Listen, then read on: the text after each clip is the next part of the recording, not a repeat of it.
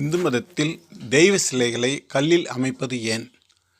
ஆகம விதிகளின்படி கருங்கல்லால் கட்டப்பட்ட பழங்கால கோயில்களிலும் வேத ஆகம சிற்ப சாஸ்திர முறைப்படி எந்திர ஸ்தாபனம் செய்து தெய்வ உருவங்களை கருங்கல் சிலையாக பிரதிஷ்டை செய்து தினமும் முறையாக பூஜை செய்து வரும் கோவில்களுக்கு நாம் சென்று தரிசனம் செய்யும் வேளையில் நம் உடலில் ஓர் சக்தி ஊடுருவி செல்வதே அனுபவபூர்வமாக இருக்கும்.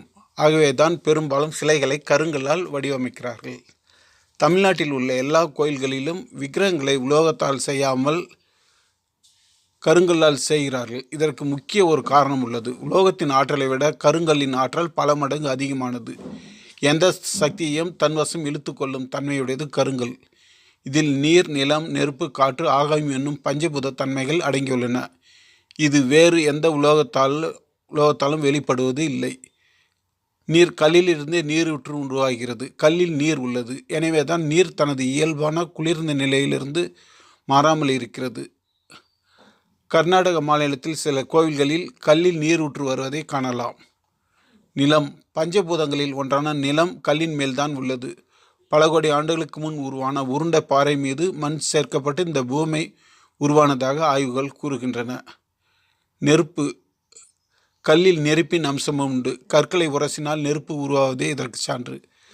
காற்று. கல்லில் காற்று உண்டு. எனவே தான் கல்லில் தேரை கூட உயிர் வாழ்கிறது. ஆகாயம். ஆகாயத்தைப் போலவே வெளியில் இருக்கும் சத்தத்தை தன்னகத்தை ஒடுக்கி பின் வெளியிடும் சக்தி கல்லுக்கு உண்டு. எனவே தான் கருங்கல்லில் கட்டப்பட்ட கோயில்களில் நாம் கூறுவது எதிரொலிக்கும் அதிசயம் நடக்கிறது. திருவையாறு ஐயாரப்பன் கோயிலில் நாம் பேசுவது அப்படியே எதிரொலிப்பதை நாம் ஆனந்தமாக கேட்டு மகிழலாம். இக்காரணங்களினால் இறை வடிவங்களை பஞ்சபூதங்களின் வடிவில் இருக்கும் கருங்கல்லில் வடிவமைத்து வழிபாடு செய்கிறோம்.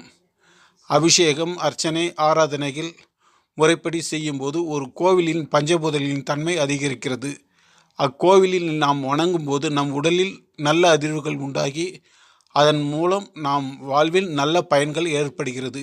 இதுவே கருங்கல்லில் சிலைகள் வடிப்பதின் ரகசியமாகும்.